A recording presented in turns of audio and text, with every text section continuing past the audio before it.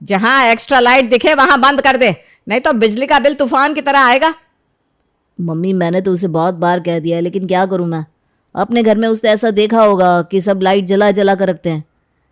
अब मेरे ससुराल में तो पूरे घर की लाइटें पंखे सब ऑन ही रहता है। पता नहीं कैसे समझेगी ये। विनीत की पत्नी भी ऐसी आ गई तो कर्म फूट जाएंगे मेरे तो। पुष्पा कंजूसी की असली मिसाल है। कंजूसी में समझो उसे गोल्ड मेडल मिलना चाहिए। एक दिन पुष्पा रसोई में देखती है कि कविता फ्रीज से बची हुई सब्जी निकाल कर फेंकने जा रही है। पुष्पा की आंखें बड़ी बड़ी हो जाती है और वो कविता का हाथ तुरंत पकड़कर कहती है, बहू, यह क्या, एक पतीला सब्जी तुम फेंकने जा रही हो? यहाँ किसी को नसीब में नहीं होता और तुम फेंक रही हो। मम्मी जी क्या करूं, एक हफ्ते से पड़ी है, कोई खाता ही नहीं। मैं इनसे और देवर जी से 10 बार पूछ चुकी हूँ। आज नाश्ते में सब यही खाएंगे। पर मम्मी जी ये खराब हो चुकी है, बदबू आ रही है इसमें से। फ्रिज में कुछ खराब होता है क्या? तू मत खाना, हम तीनों खा लेंगे, तो बस अपने लिए सब्जी बना ले। कविता देखती रह जाती है, उसका मुंह बन जाता है।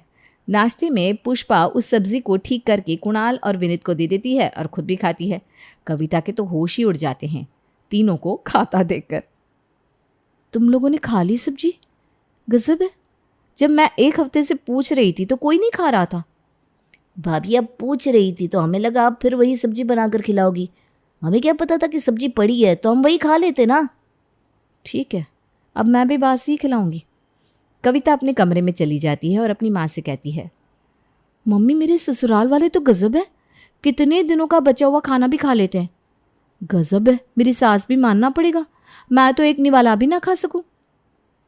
तुझे क्या है, तेरे लिए तो अच्छा है ना, बासी बचा हुआ खा लेंगे तो तुझे झंझट नहीं होगी। ये बात भी सही है। दिन बीतने लगते हैं और विनीत के लिए आकांक्षा का रिश्ता आता है।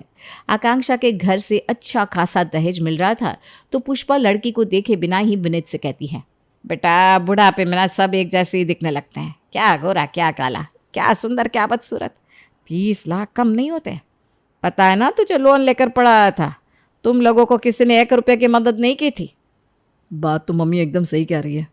अरे बिना ना नुकुर किए हाँ कर दे इस रिश्ते के लिए। ठीक है, तुम लोगों को जो समझ में आता है वो करो। कुणाल और पुष्पा आकांक्षा के घर उसे देखने के लिए चले जाते हैं और उसका रिश्ता पक्का कर देते हैं।